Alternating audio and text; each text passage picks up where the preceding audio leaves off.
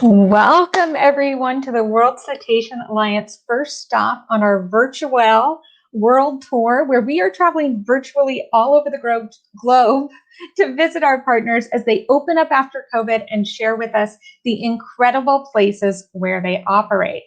In our two-night event this week, we are visiting the Azores tonight and Madeira tomorrow.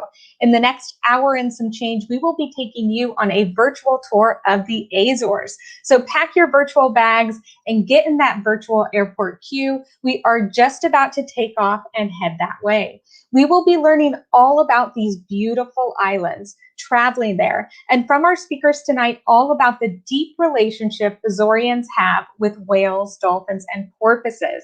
We are absolutely thrilled to have you here with us tonight or today or this afternoon, depending on where you are in the world. We want this to be interactive and fun. So we'd love to hear where you're joining us from in the comments. Some people have already let us know the beautiful places that they're calling in from tonight. It looks like Frida from Israel, Drus from Spain. We are live streaming on both Facebook and YouTube. The easiest way for us to see your comments is probably on YouTube. So if you're not on there already, that's a good spot to jump over to see our live stream.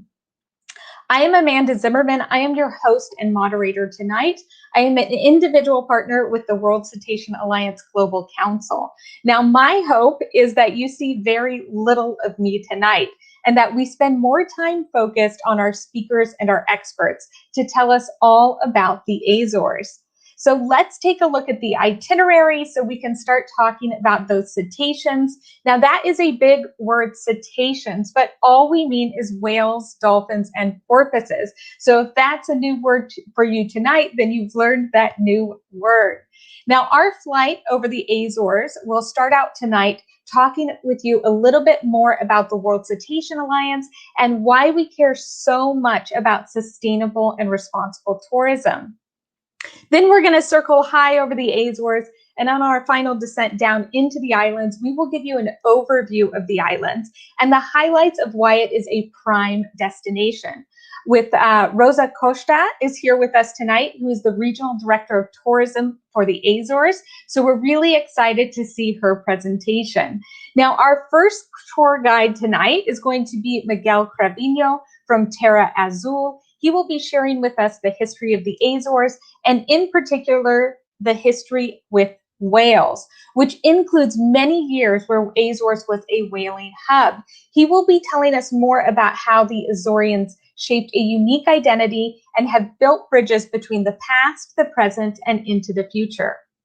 Next up, we have Laura Gonzalez Garcia from Futurismo, who would tell us all her tall tales about whale watching, which in itself is amazing, But she'll go even further and tell us about how Futurismo embraces nature and the Azorean culture through whales, giving us insight and gaining new perspective through research and education. We did have a last minute change, but we have not missed a beat in getting that spot filled. So Jose Azevedo won't be able to join us tonight, but we do have the wonderful Mark Fernandez, who is joining us from Mare. He will be telling us all about the research and science going on in the Azores, which will give us perspective in how research is being done by our partners and how it contributes to our understanding of whales, dolphins, and porpoises. Wonderful seeing so many people from all over the world. As I'm just taking a look at some of the comments tonight,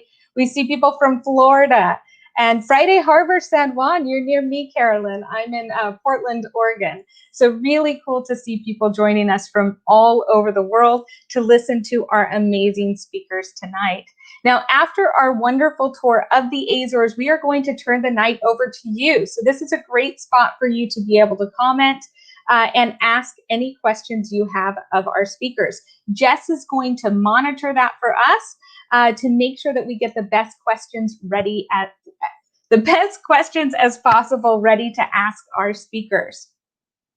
Now, as an avid tourist, I've traveled to every continent. I've seen sperm whales and fin whales in Wilhelmina Bay, in Antarctica. I've seen the distant flow of blue whales off the coast of Spitsbergen, and I've watched brand new humpback calves learning to breach in Tonga. I found, though, that not all the experience I had respected the community and wildlife in a way that I felt was sustainable and responsible. I don't know if you've ever had similar challenges, or when you've booked a tour, you've had that kind of disappointment. The more I traveled, the more I realized I really wanted to seek out communities and businesses, whale watching operators that offered sustainable and responsible trips, so that I wasn't contributing to the problem, but helping to fund some of those solutions. Now, that's how I stumbled into the World Cetacean Alliance. The World Cetacean Alliance is the largest marine conservation partnership in the world, with over 140 partner organizations, businesses, and individuals in 33 countries. We work closely together to protect whales, dolphins, and porpoises, to preserve their ocean, sea, and river habitats, and support the communities that rely on and live beside them. Now, all around the world, thousands of cetaceans are currently being kept in captivity in zoos and marine parks. Now, obviously, this has a negative impact on the animals that are in captivity, but it also encourages the capture of more wild cetaceans from populations that might already be under threat. Now, the World Cetacean Alliance, we want to see this end, and that's why we work with our partners to develop programs that will protect cetaceans. One of the ways that we can do this is by promoting sustainable and responsible tourism. The tourism industry is 10% of the global economy, and so many of our cetacean friends live in communities close to communities that rely heavily on tourism. By itself, whale watching is a $2.1 billion industry, and 20 million of us go whale watching every single year. So while tourism can have a negative impact on our communities and cetaceans, sustainable and responsible tourism can have a wonderfully positive impact. When we support sustainable and responsible tourism operators and activities, we help to support the local communities and encourage them to invest in coastal sustainability and environmental development programs, which benefit our cetacean friends. What's truly exciting is that more tourists are seeking this out and demanding it. They no longer want to see cetaceans in captivity, but want to see them in their natural habitats. We are more aware of the impact of our activities, have on the environment than ever before. The World Cetacean Alliance is a wonderful bridge between the NGOs, researchers, whale watch companies, and tourists that can help us make tourism a force for good. Now, what we do at the WCA is we support a wide variety of programs that help create responsible and sustainable interactions with cetaceans. Just last week, we launched our Responsible Whale Watching Guides online course. We also provide certification for responsible whale and dolphin companies. So you can check before you go on your next adventure, you can check and make sure that they have our emblem, our certification. We work with companies like Club Med, Virgin Holidays, and TripAdvisor to help promote responsible tourism operators. Hopefully in the future, we see that those are the only types of options available on those major platforms. We have also recognized 4 locations around the globe as whale heritage sites. These locations celebrate the importance of cetaceans through culture, heritage, education, and conservation. We try to make it really easy for you to make responsible and sustainable choices to interact with whales, dolphins, and porpoises, our cetacean friends, while supporting local communities and preserving their habitats. Of course, we would love for you to help us on this mission. Your donations help us fund these certification programs, campaigns like the Stop Sea Blast campaign, and many other projects. Jess will drop the link to our chat in the chat for the World Cetacean Alliance.org. This is a great website, not just for making donations, but also to check out your local operators or operators in the regions you want to travel to make sure that you're choosing those responsible and sustainable operators. Now we've talked all about the World Cetacean Alliance. We've now made it over to the Azores. We are looking out our plane windows and down onto those beautiful beaches below us of the Azores. And we are going to welcome Rosa Costa, the Regional Director of Tourism in the Azores. She is going to tell us more about the Azores and the highlights of what there is to see there. Hello, Rosa. Hello. How are you? How are you tonight? Great, thank you. Well, here is still 5 o'clock, so so a little early. Daylight, yes. So awesome. I'm going to go ahead. Thank you so much for the invitation, Amanda. It's a pleasure to be here and to join you, and to make just a short introduction on our archipelago. I've been following the WCA for many years, so congratulations for all the work that you have been made all these years and continue doing on responsible and sustainable whale watching and preserving the cetaceans and biodiversity all over the world, which is awesome. Thank you, and thank you for joining us tonight. Thank you. So I might start here, yes, with my presentation. I want to give you all the people that is listening to us tonight, and all the great speakers that will present later on. I want to give you a warm welcome to the Azores. Let me see here. Okay. So first of all, I want to tell you that the Azores are an archipelago of 9 islands, is located in the westernmost point of Europe, and it's an autonomous region of the Portuguese Republic. The archipelago is located in North Atlantic Ocean, and it's only 4 hours flight from the US, for those that don't know. We have direct flights from US and a 2-hour flight from European mainland. So that would be to Lisbon, for instance. The islands are distributed throughout 600 kilometers. Tourism is recent in the region. It's about 20 years old that we started to develop tourism as a serious economic activity.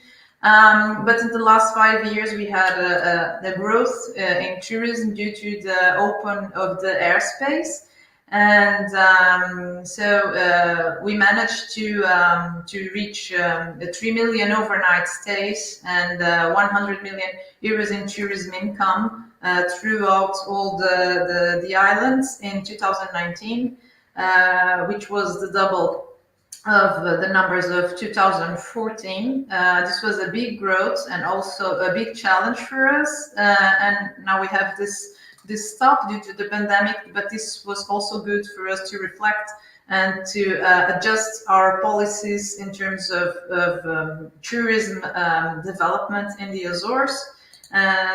So that I will share you in a minute. So our destination, for those that don't know yet, it's very diverse. It's a tourism destination with exuberant nature, exclusive and sustainable. All the islands are different, have their own characteristics. We have a wide variety of unique outdoor activities, both by land or by sea, like hiking tours, whale watching, diving, and many others. We have authentic and immersive experiences, rich gastronomy with local sourced products, and we provide immersive experiences in the customs and traditions of the local, the habits and the traditions of the local community. We are a non-massive destination, and we have a product with added value. This was interesting because in the first years that we were promoting the Azores as a tourism destination, we were promoting it as a sightseeing destination. And fortunately, in the past, let's say 10 years or so, or 7 years, we finally found what was the product in the Azores, and how we could promote the Azores as a sustainable destination, and to preserve the destination. So we are now positioned as a nature destination to that provides all these nice activities instead of promoting us as a sightseeing and excursion destination. And one of the iconic activities that we have here in the Azores is the whale watching that we'll talk in a while, and that the other speakers will tell you all about. We have the proud of being the only archipelago in the world that is certified by EarthCheck under the criteria of the Global Council of Sustainable Tourism. We achieved this goal in 2019, the first certification as a silver certification. This means that we are in the way towards a more sustainable destination, tourism destination here in the Azores. We are working also to achieve other goals. We want to go further. We want to achieve the second certification award, raising the goals, of course, and implementing policies and regulations and incentives at the level of sustainability, decarbonization. That is not only restricted to environment, of course, but also to economic and social aspects as well across the region. This will be made through or boosted through tourism. Is the project that we are working now, and that involves all of us. It's for everybody and involves all of us. These are some examples of, we are also working on a certification for accommodation with standards that will be recognized internationally. We are working together with the local companies with several goals that they have to achieve each year towards sustainability. And we are strengthening the strategy of the region according with this new goal of sustainability. We also are working in our new strategic and marketing plan of the Azores. The horizon is 2022-2025. We have more ambitious goals, strengthening the position, continuing to strengthening the position of the Azores as an active and nature tourism destination, ensuring the sustainable development of the destination, improving the visitor experience, also improving the performance of the tourism activities, qualifying the workforce in terms of hospitality skills. Also a big and a very important step in regards to the education. We want to bring in to our schools education in regards to sustainability. This is already occurring, but also in regards to tourism and to respect tourism as an economic important activity for the Azores. Awesome. Rosa, I want to make sure that we leave enough time for our other speakers as well. I love everything that you've shared so far. Amazing, amazing, ambitious goals by the Azores Tourism. I do have one question. We will have questions at the end as well, so please feel free to drop any questions in the comments for Rosa. I hope you'll be able to stick around for us at the end so that we can answer any of those questions. I do have one question, though, before we jump over to our first speaker. Are the Azores currently open? Am I able to travel there from the EU or the UK? Well, it was going to be my last question to you. Well, of course, we are open. Actually, we were closed when everybody was in 2020, and since July last year we are open. Of course, that to arrive to the Azores, you need to come by plane, and many of the markets are closed, so it's difficult to reach to the Azores. But in fact, we are not closed. We are receiving tourists at the moment. We have a policy of PCR tests for people that are coming before arriving to the destination, and we are totally ready to open for summer season. We are open, but to receive tourists in summer season. So you are all invited, and especially you, Amanda, that I know that you haven't been to Azores yet. So it is very high on my list. So it's definitely jumped up after this adventure as well. Yeah. So thank you so much, Rosa. We'll see you in a little bit. Thank you so much for your wonderful presentation. So who we have up for you next, our next tour guide is Miguel Cravino. He has been in the whale watching business since 2001 and leads Terra Azul on São Miguel, where they offer whale watching while endorsing the local culture and ocean conservation. They have a new vision for the Azores focused on active social responsibility. So welcome, Miguel. Oh, you're still on mute. I love your poster behind you. There we go. How are you tonight? I'm perfect. Hello, Amanda. Hello. Thanks for this invitation. Definitely. Would you like me to pull up your presentation, or do you have it ready to share? I have it ready to share. I think Perfect. I can do it. Awesome. I will try my best, okay? Fantastic. I love all the beautiful whales, like I said, behind you. That's a lovely spot. Share. Is this window?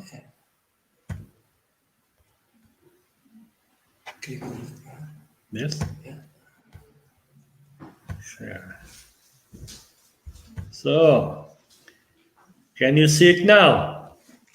I can. Let's go ahead and add it in here. I can see your email though, so we want to make sure that that's on your PowerPoint slide. So can you see the first? I cannot.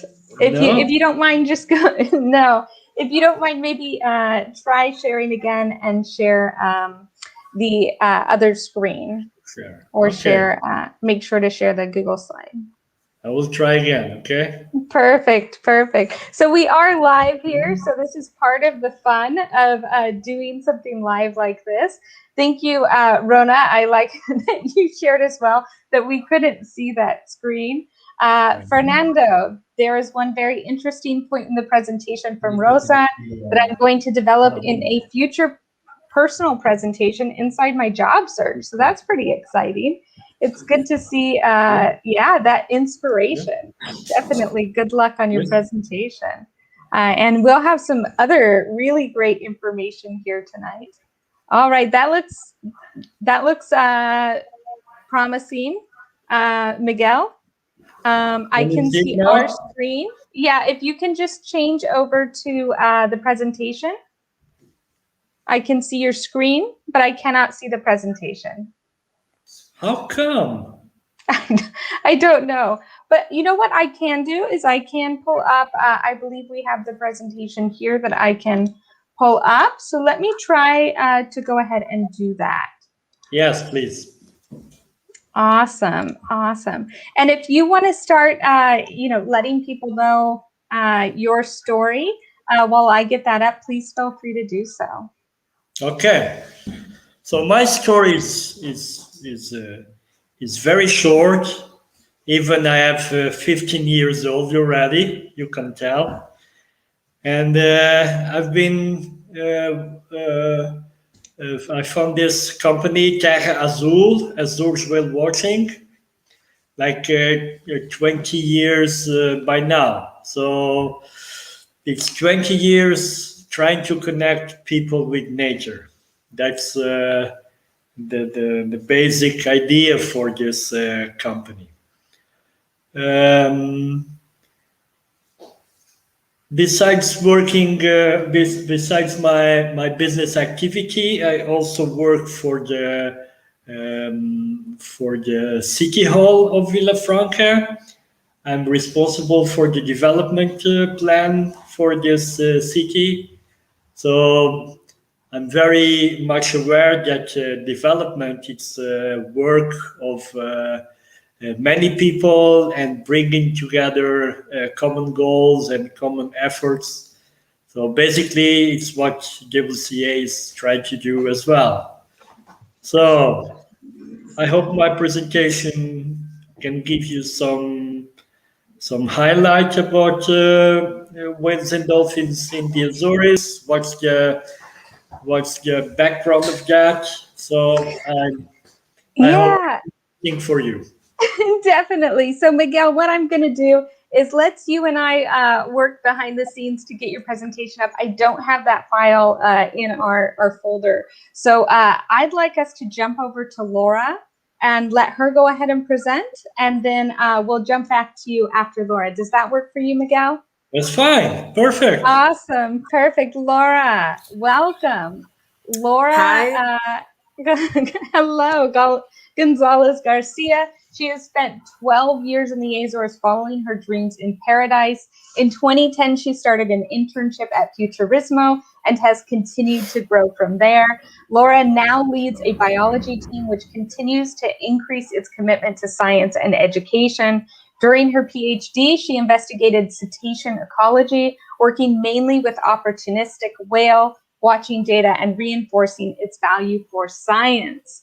So we are super excited to have you join us tonight. How are you doing? I'm fine. Thank you very much for the invitation, Amanda, and thank you for the presentation as well. Wonderful. Thank you. And same, if you're ready to go ahead and share your screen, we'll go ahead and get started. Okay, I will.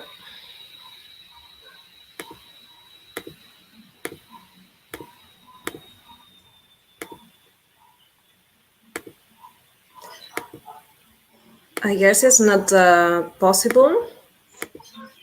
Okay, now.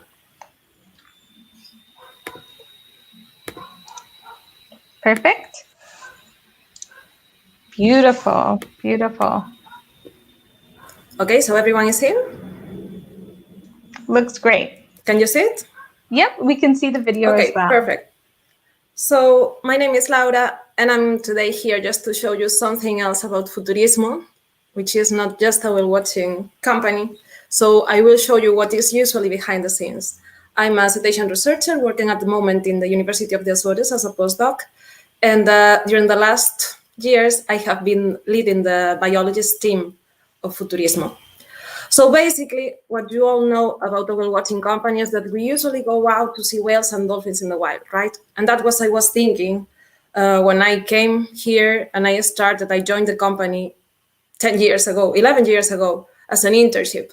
But during all this time, I've learned a lot. I grow a lot personally and professionally. And that's because someone much longer before me, before I arrived to the islands, follow his long life dream. And he developed this company. He started this company in 1990 in the Central Group of Islands in the Azores as a charter company. So they did sailboat trips around the islands.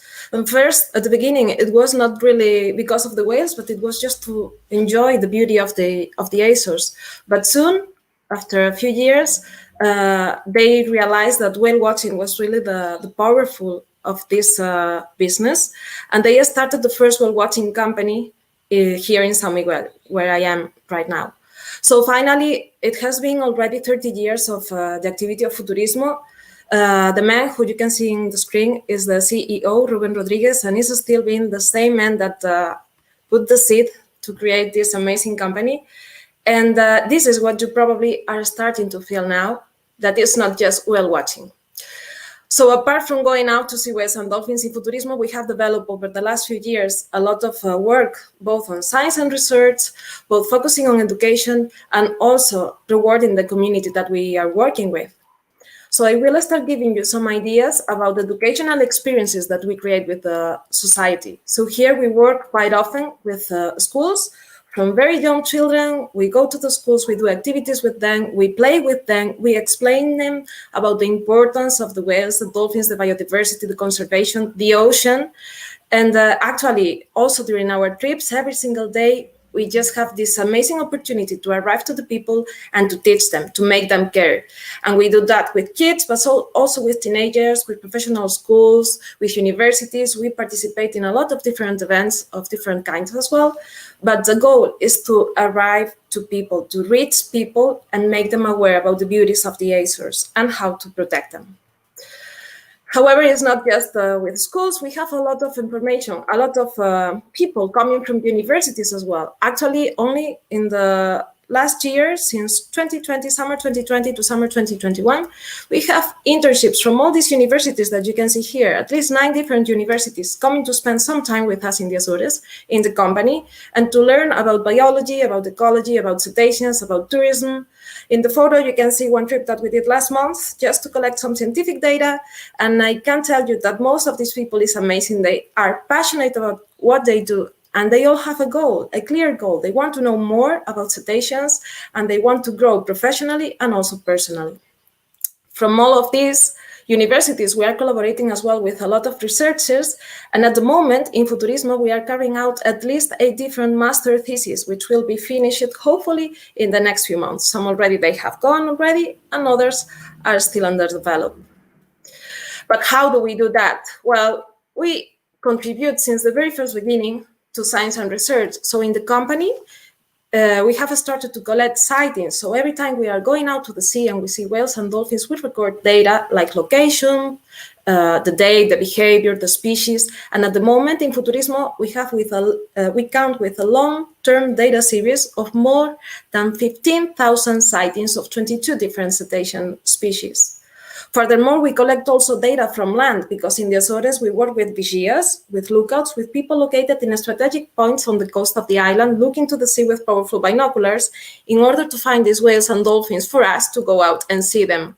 These people in Futurismo is also recording data since 1998, not consistently, but we have at the moment more than 22,000 sightings of cetaceans from land.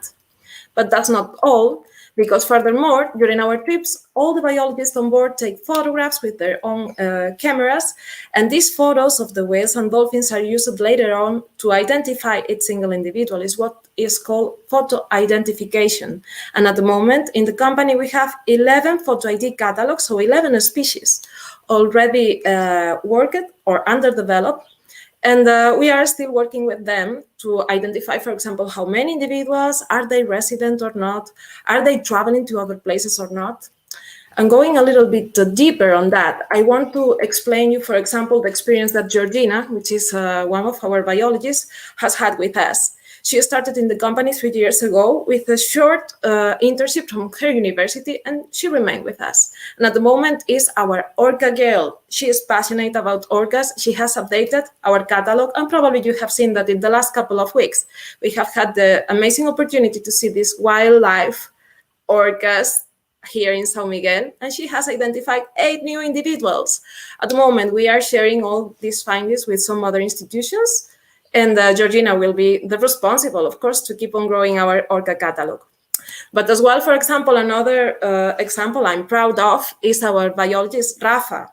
He started in 2016 in the company as well as an internship, but he has grown in the company. He has developed his professional career, not only as a biologist, but as well as a skipper. And he has done his master thesis studying rhesus dolphin. And I have here this photo, which is from 2 days ago. And you can see that there is one white dolphin and one baby one. So Rafa told me this morning, because he is passionate about them and he knows, he has identified 600 dolphins more or less, and out of those, only 12 are resident. And the one that you are seeing on the screen, this baby newborn in the middle, is a new one. And it's the grandson or granddaughter of this white dolphin behind. And that's something that Rafa, for example, can tell us just going out with him at the sea and looking at these beautiful dolphins. But as well, in Futurismo, we have another topic to work about, and it's the social responsibility. We are highly committed with our society, with our surroundings. And you can see that, for example, if you come to our shop and you look at the products that we have there to offer, we are working with local artisans. Most of the things that we have are related with whales or dolphins, and they are lovely, as you can see on the images. Also, we are collaborating with some local associations that work with disabled people. For example, Aurora Social. We have been working with them for more than 10 years now, and we offer them trips every single year for these people to come out to the sea with us and enjoy these beautiful whales and dolphins in the natural environment. Furthermore, Futurismo supports as well local sports. Actually, in the photo on the left, you can see that in 2019, the song of one of our main skippers, Mario, and today I'm happy to tell that his birthday, so happy birthday, Mario. So his song went to the World Cup sailing, and Futurismo sponsored as well this local sports team. And furthermore, we are working as well in our surroundings, so here in the island, doing organized cleanup all over the coast of São Miguel. And so far we have collected, even last Saturday, more than 300 kilos of trash in the coastline. And that's something that we are doing, and we want to do more because we think that it's one of our main issues and we can take action right now, but not only us. And going to that, our next challenge, which is something that is just being developed under right now, it's the project Guardians of the Azores. So what we want to do is just involve the local community, involve the local families, so parents with their sons, their daughters, to go out here in the island and clean, just collect rubbish, collect trash, and that will be rewarded. For example, with a whale watching trip or with discounting experiences. Futurismo is aiming to do this project over the next 12 months, and we are expecting to collect at least 20,000 kilos of trash and arrive to almost 3,000 persons. So please, people coming here to the Azores, please collect trash, get in touch with us if you want to know more about this initiative, and we will be very happy to let you know more and have you with us on board as a guest. And finally, just to let you know as well that we are not only looking at the society, we are not looking only at education or at research, but here, for example, you have our star. This tail is Mr. Liable, so probably most of you know, is one of the sperm whales that we know since more than 20 years ago, since 2000 actually, and it's the rule which is breaking. I mean, this male is living here quite often, we are sighting him quite often, and is one of our most beautiful stars. So if you have any question, I will be very happy to let you know more.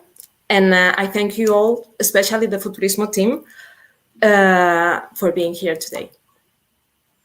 Wow, that's amazing, Laura. I think it's wonderful to hear that story of Rafa going out and being able to identify those dolphins as well. How incredible.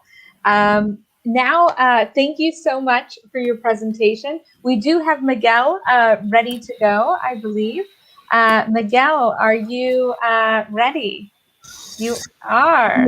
I'm ready.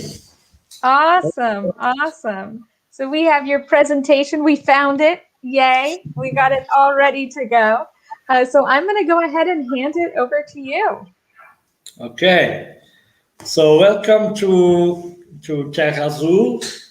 As I told you before, Terra Azul is a small company based in Vila Franca do Campo. It's south of the island of São Miguel, which is the biggest island in the archipelago.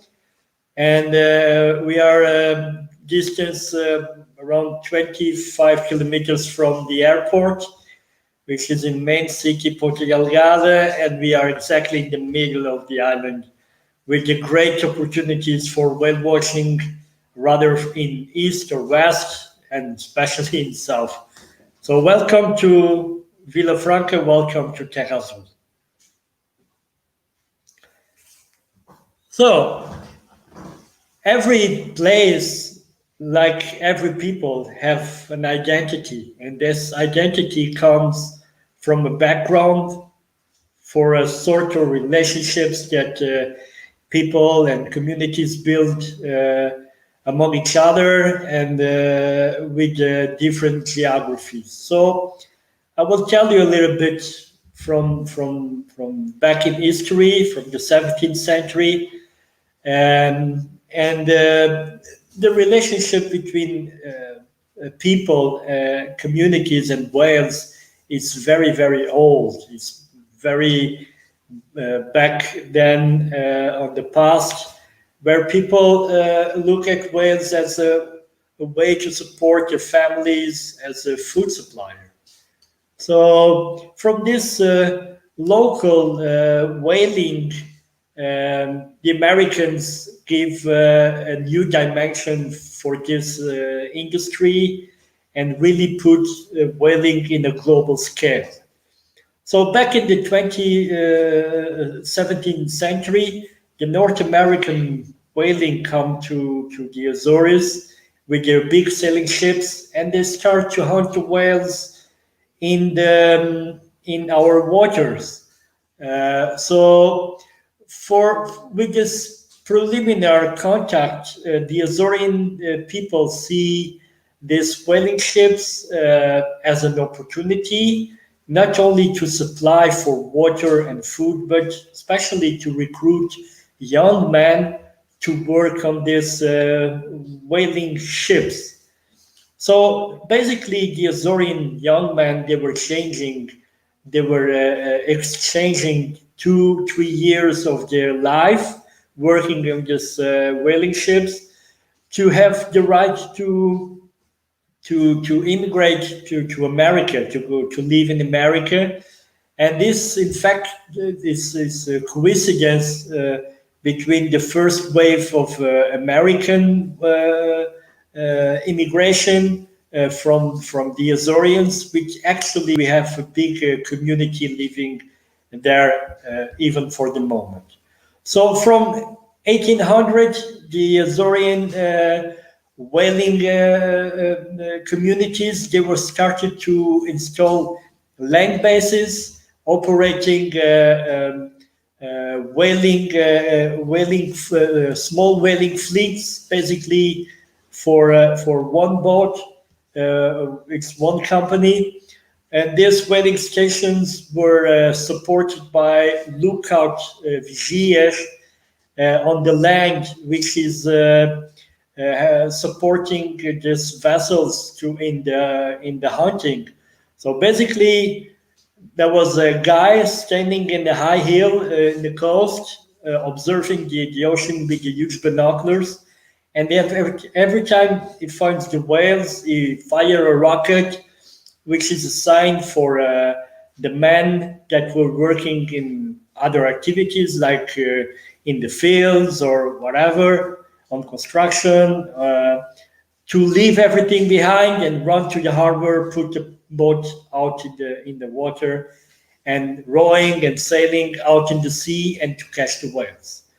So this basically how it started, this relationship with the whales. So in 1986, this whale hunting in the Azores actually ended, and it was the beginning of a new era. And 96 is mentioning is related with, of course, with the moratorium to ban the commercial whaling in the world, but also when Portugal joined European Community, it was also one of the conditions for that. So the remain of this culture was actually used by a pioneer of whale watching in the Azores, which I would like to remember because he's not already with us. So Serge Vialel was actually the pioneer of whale watching in the Azores, and he started what we can say like a style which brings together an identity and a culture with based on whaling, but with a new vision to use the same tools, the same techniques, but now not for killing the whales, but for ecotourism, for education, and for conservation. Actually, Serge is not only a pioneer; it's really an inspiration for most of the companies in the Azores, and definitely one of the references for Terra Azul. So from this 20 years of activity, we came up with a reflection about what's supposed to be the whale watching in the Azores. How does it make a difference with the other 135 places in the world that can offer the same product? And what we came up, it was taking advantage and underline this the very deep culture and the very deep identity. And for Terra Azul, what it symbolizes, it's like a voyage from whaling up to whale watching. And because of that, we introduced these cultural values in our own approach and in our own vision about whale watching and what we can offer to the tourists. And based on that, we developed our social responsibility project, was basically to rebuild a traditional whaling boat from the Azores. And this whaling boat was restored, completely restored in 2010, and it's original from 1945. And it was built here in San Miguel and rebuilt in Pico Island by the same techniques of boat building, traditional wood boat building. So for us, this piece is symbolic of this remain and ancient times of whaling in the Azores, and symbolize this idea, which it's for me it's one very interesting idea to share with tourists that come here. It represents an evolution from killing the whales to an opportunity to enjoy them in the natural environment and to learn and to raise awareness about the importance of conservation of wildlife and also the whales and the dolphins and the ocean in general. And because of that, we were trying to make another reflection and try to understand what is really we try to offer as a product. We try to basically take advantage on the motivation of the tourists to spend some hours out in the sea to see the wildlife, but to grab their attention and to provide them really and strong education so they can really learn about whales and dolphins and their conservation and their importance on the preservation of ecosystems. So basically, what we try to do is when they leave Terra Azul, they have a better knowledge because, as we say in the last slide, nobody can love something they don't understand. So thank you for your time. I hope this is interesting for you. So see you in a couple minutes. Wonderful, Miguel. And while you were talking, it definitely generated quite a few questions. So it'll make the Q&A quite fun. Thank you so much for sharing your story. And next, we have up Mark Fernandez. He is a postdoc fellow at MARE. He is co-founder of the Monoset platform and started in 2009 and is continuing on. Mark is continually collaborating with researchers, companies, and institutions from several countries and is involved in several international projects. How are you tonight, Mark? Hi, you're still on mute. There we go. Yeah. Hey. Thank you very much for your introduction. Very nice. Yes, definitely. So we look forward to your presentation. I'm going to go ahead and add it now. Okay, just let me put this. So is that working? Yep, we can see it here, but it's not in presentation mode. Now it should be. It's in my screen at least. It's still, let's see. Let's see, I will do one thing. We'll try again. Yes, I will. And share, I will put this in presentation mode. Then sometimes that happens. Okay. Computers. Yes, they make it fun. They make it exciting. But this is the fun of a live adventure like this. You know, if we were out and about, we would have these types of adventures too. So let's see here. No, it's not. It's not working. Let me see. If not, we can do it in another way.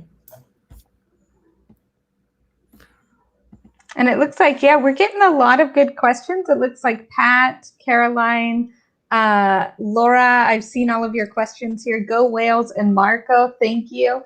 Make sure to continue letting us know after Mark's presentation. We're going to go ahead and jump to your questions. So that's where you get to take control of our event and ask these questions to our presenters. Yes, Carlos, that's definitely an option. It's not letting me share the screen. I don't know why now. Okay. Let me see if I can find a way. If not, I can send it to you in 1 second. Perfect. Yes. I think sounds good. Because it's not letting me share in the screen. I don't know why. Computers. Okay. It's computers. If it was easy, it would just that would be no fun. You know, it's got to be an adventure. Yeah, always. Awesome. We'll give it one more try.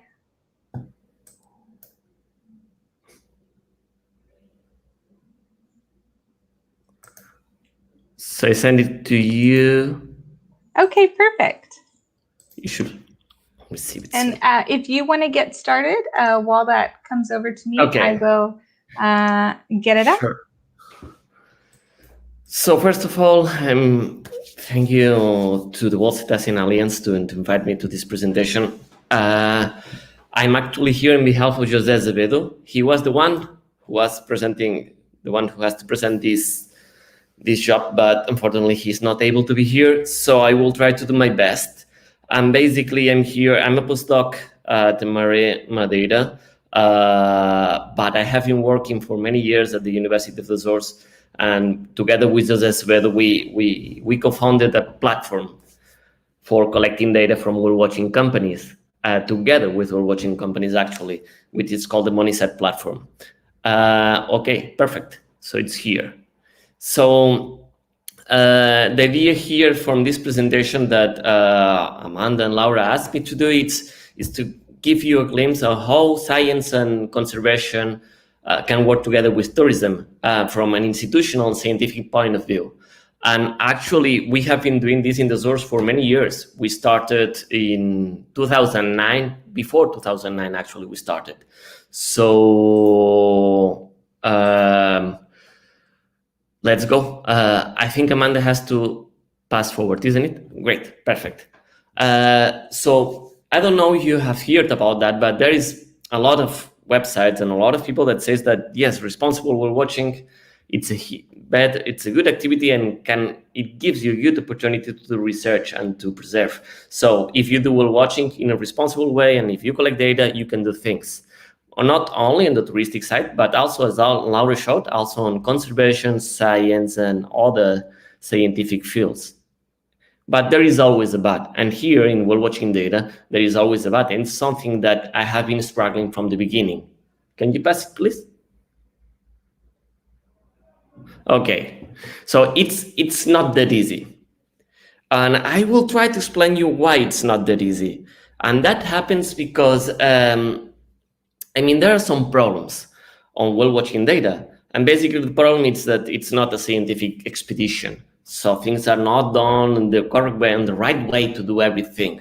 Things are not perfectly done to have all the information that we need to do some things. We also sometimes we go to some specific species. So for example, if you go to the Azores and there are blue whales, you will go to the blue whales and you may miss some other species. So there are some problems, but when we have a problem, there is always a solution. And that's part of my job for 15 years now. So trying to find a solution and try to overcome. And it's not only my job. Many people did that on the wall. So can we skip forward? No? Yes, this one. So this is an example. And I know this well, it's not in the Azores, it's the Bullhead well, but I just use it because I needed an example of high quality picture and a low quality video.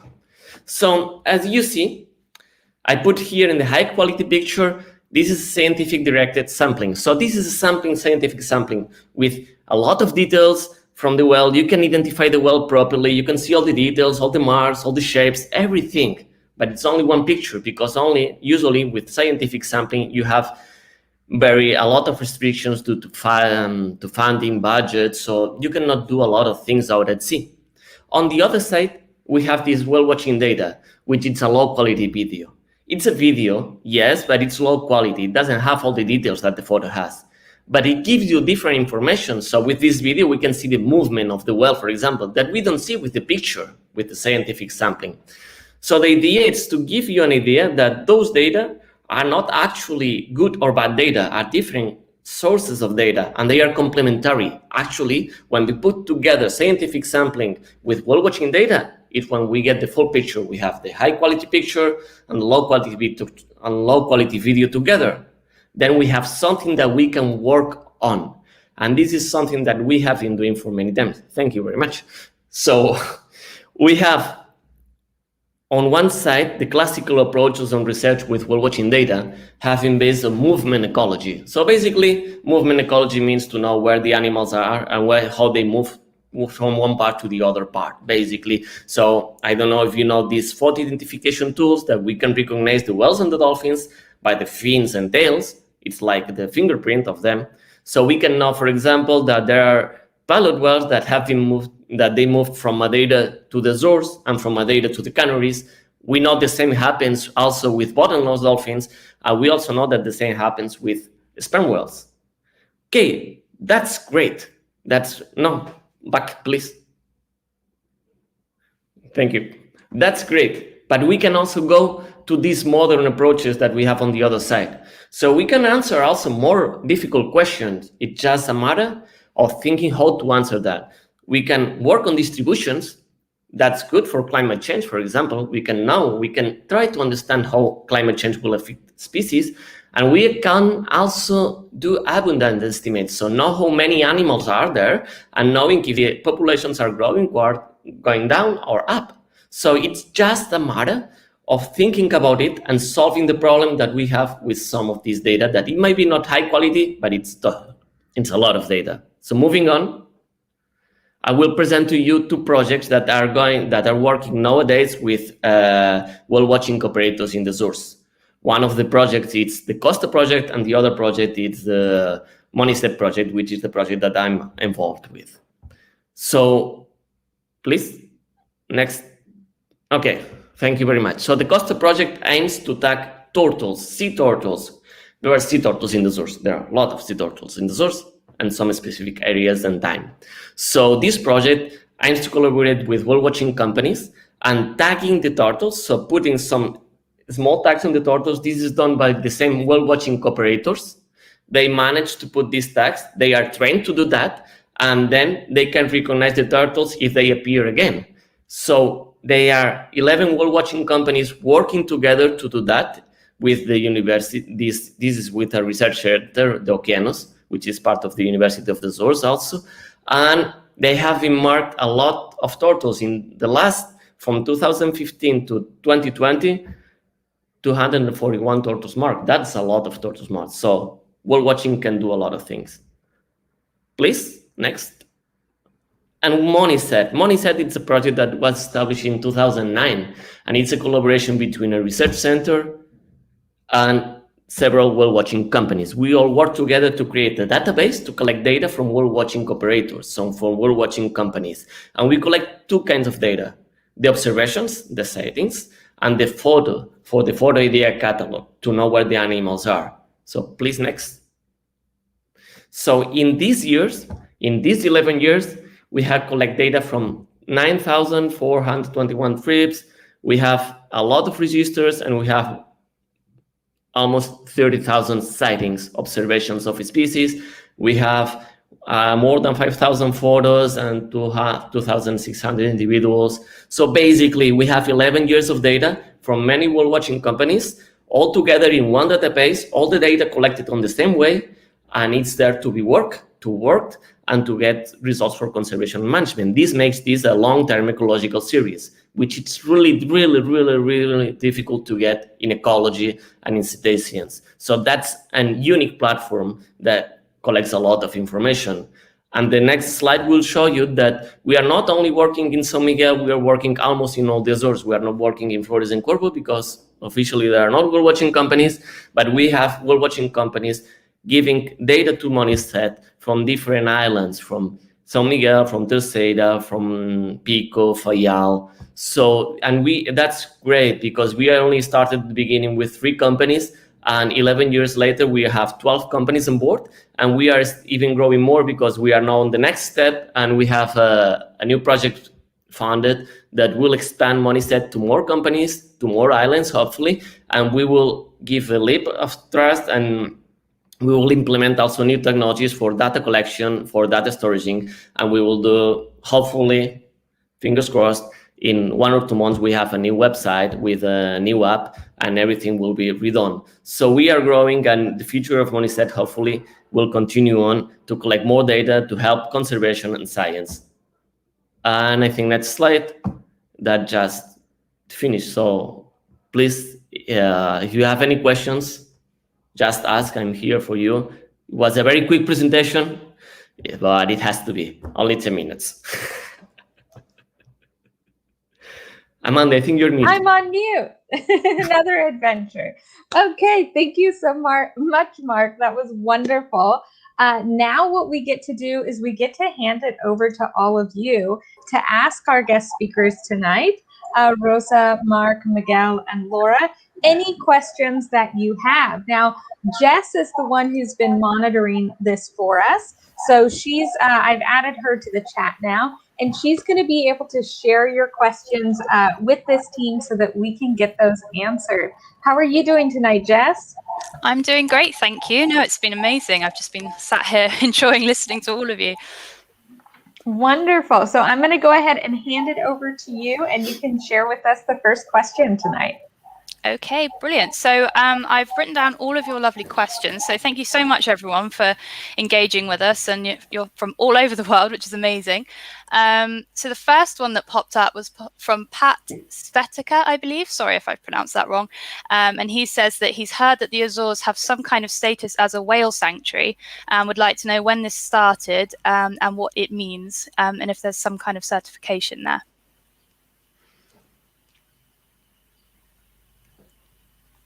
Okay, maybe yep, I can. Anybody?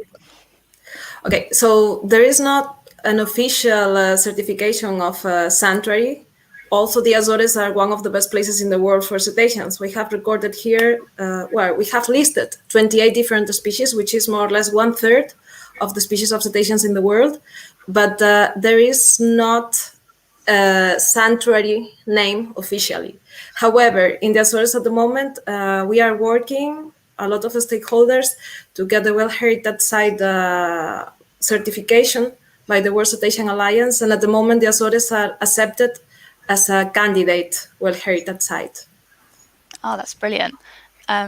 Okay, fab. So the next one we have... Let me just add here, I think this was already said, but we have a regulation since 1999 that has been updated the last years. So it's not actually a certification as a sanctuary, but in fact, it's as Mark was saying and the others. Well, it guarantees that the whale watching is made in a responsible way. So it's not a regulation as a sanctuary, but it in fact it is a very good regulation, and it has been taken as good practices all over the world, recognition. Okay, perfect. Thank you. So yeah, I'll go through the questions, and yeah, anybody that has an answer, just go ahead. So we have a couple from Caroline Arman. Her first one was, do you guys also collect vocalizations and acoustic data when you go out to sea? Okay, in Futurismo we do. And well, actually we have started with to work with hydrophones a long time ago, but to collect data just recently. And at the moment we are just testing different methodologies because while recording data with not so sophisticated equipment and during whale watching activities, well, it has some constraints.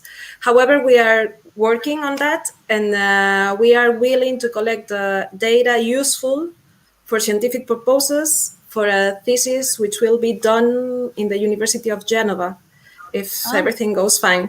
So we will have a collaboration there, and yeah, we are collecting data, especially of sperm whales, acoustic data of sperm whales. Yeah. Oh, that's fantastic. Sorry, go ahead. Go ahead, Miguel. Okay, so for us in Terra Azul, we also use hydrophones, but we see this more in like a didactic instrument and an opportunity for people to learn. Because during this 20 years of working in whale watching, we came up with an idea that whale watching is much more about what you don't see than what you actually see. So giving people the opportunity to see, to listen, it's a good way for people to feel this new experience. So the hydrophone all our boats are equipped with the hydrophone, and they meant to add a new layer on when people go out to see the whales and the dolphins, but they also can also learn about the vocalization, the behavior that most of the people don't have the opportunity to see under the water. So it's an educational tool that adds a very interesting interest to the whale watching. Yeah, no, I was actually lucky enough once to, I went on a trip quite a few years ago with Tethys Research Institute in Italy, and I was able to hear the sperm whales, and they could even tell from certain sequences when they're hunting and things like that. It was amazing, and they broadcast the sound sort of through the speakers on the boat, so when you're watching them, you can hear them, and it just, like you said, opens up a whole new realm of watching them. So yeah, no, amazing. Another one from Caroline. She says, what are the whale watching rules, guidelines, or regulations, and how are they monitored and enforced? So I think this is in regards to responsible whale watching, how it's enforced, and the ways that you make sure that it's safe for the whales.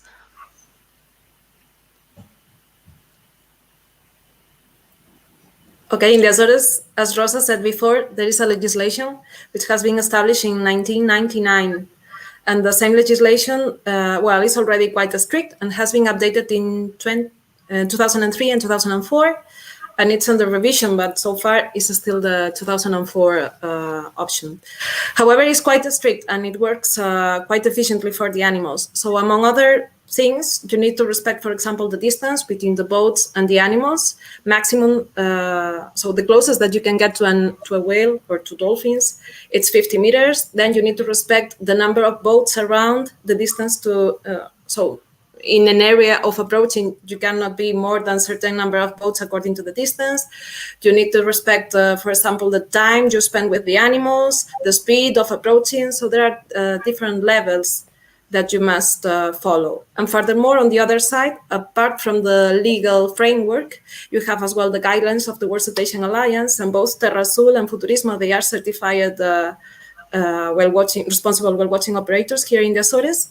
And altogether, you try to cause the less impact, because we know that all of us, when we are out there in a boat, we are causing impact because we are in their habitat, but somehow we try to minimize it and among all recognize it. I mean, if we know that we are there, we need to behave in the best way possible. Yeah, absolutely. No, it's good to hear that it's got so many levels as well, not only the distance, but the number of boats, so you're aware of what other people are doing. And just to add something on top of Laura, she's mentioning a very important part, which is what we can say the hard law, which is the restrictions and rules that are imposed by a legal frame. But I would like to underline as well what we can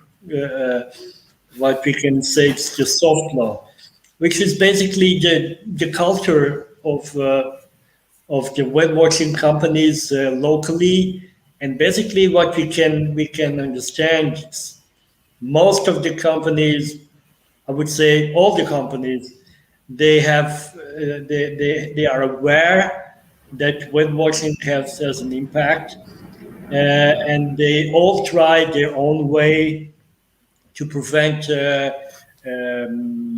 nasty impacts and to respect wildlife, the animals, and the ocean in general. So I would say that it's very important to have strict laws and clear laws, but it's also really important this culture, this relationship that people have, and companies and business, the entrepreneurs of these companies, they will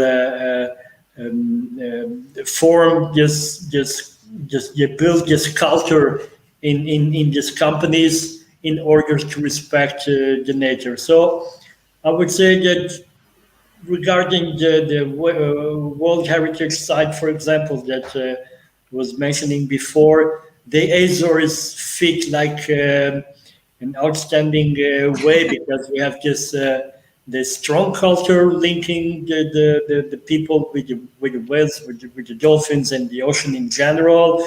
We had this whaling times where this relationship was built on killing the whales, but even that, it was always like, I would say, like um, not a massive killing with the big boats, so always like um, a small amount of whales each time, but nevertheless, it's killing the whales. But what I would like to underline is this community willing to evolve from killing the whales to ecotourism, and this evolution, which is interesting to share with the people that visit the Azores, that is shared by all the companies, and this feeling also reflects a good way of doing whale watching and connecting people with the nature. So I would say informally, this is a sanctuary for whales and dolphins. Oh, that's such a nice concept. And yeah, to have a place that has such a big history and like you say, a connection. I think that's amazing, because I know even the UK, actually, obviously we don't have quite the same presence of cetaceans, but people just don't know that they're even out there. They're off the south coast, and there's certain projects, but to have a country that's got such a connection and like you say, that's really special. And let me add you just one thing, is that this is vivid in our habits. You know, you have books, you have songs, you still have songs, people singing about this. You have all this, the museums that were recovered, the interpretation centers. We have so many assets that are preserved and that we all value very much as a community.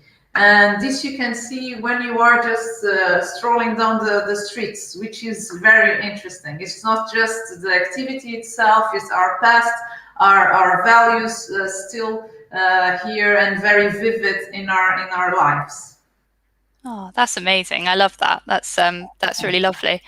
So I'll just move on. The next question we've got is from Lauren. She says, she's posed this one to Laura.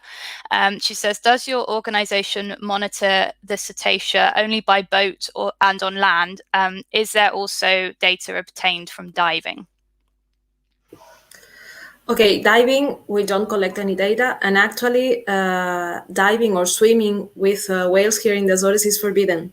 So you can swim with dolphins following some strict rules, but with whales, you need a special license for research or for underwater filming, or you need a special background. But no, in Futurismo, we don't collect data underwater regarding the animals unless the acoustics, but not diving. Okay. And all the things that we have underwater are collected from the boat. So with GoPro, sometimes you put the arm in the water and you manage to get some very nice images, but we don't enter, especially not with whales, in the water. Okay, fab. And her next one, another one for Laura and Mark, this one. It says, do you use QGIS or ArcGIS to process your data? Yeah. That's a quick one. Yes. We use that and many other things, both Laura and myself. Yeah, I had to come to terms with ArcGIS in my degree, and I found it really fun, actually. It's good fun. Yeah, and it's very useful. It's very useful, especially when you need to visualize, because you always need to show a map with the points of your animals on top, always. So yeah, especially QGIS, which is open source, it's a good tool for sure. Yeah, open source means basically it's free. Yes. Even better. And I think we have time for one more question. One more, okay. One more. So we've got two left. Can we fit in two, just so I don't leave anyone out? Sure. Okay. We've got one from Go Wales, and that's just a quick one. Are companies contemplating the move to electric engines on their boats in the near future at all?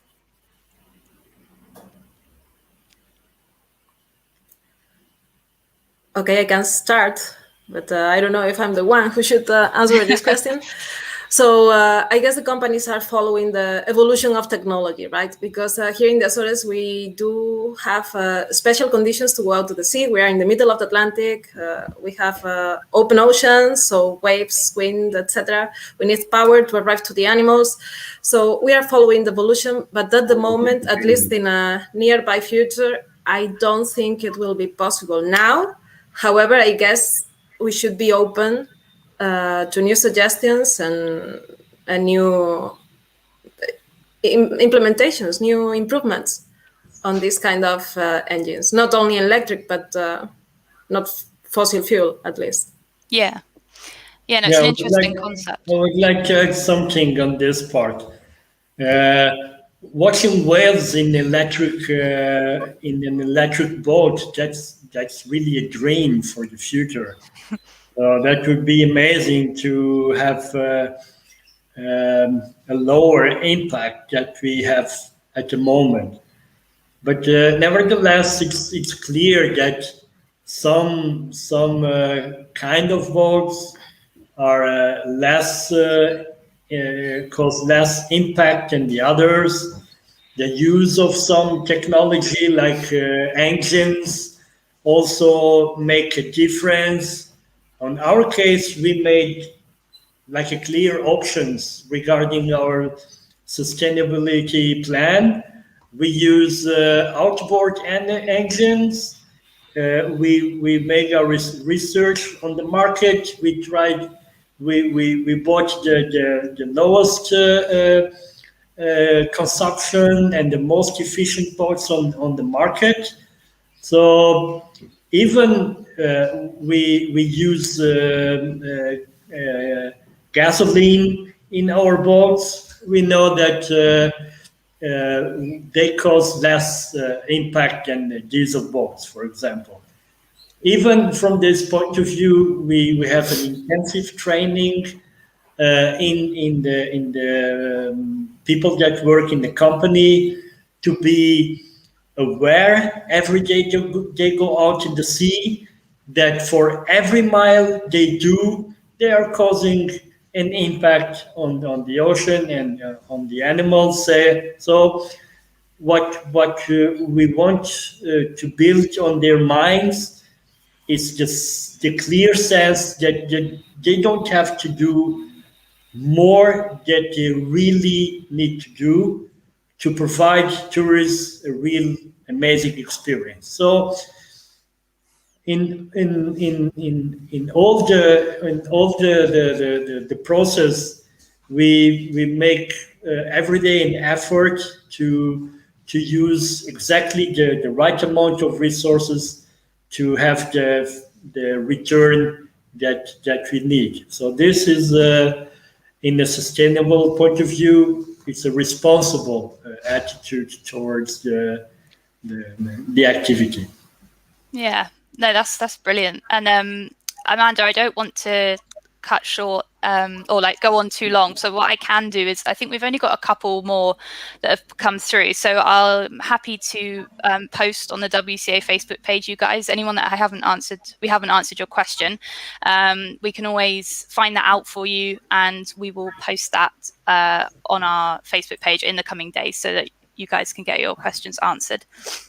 If that sounds good, Amanda, if you're ready to. That sounds wonderful, Jess. Thank you so much for sharing those questions and reviewing all the comments that we've had tonight. We've had a wonderful group join us, and we really appreciate all of the great questions that you've shared.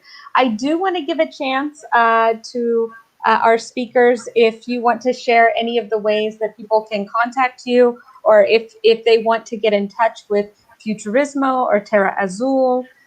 Would you like to share any of that information?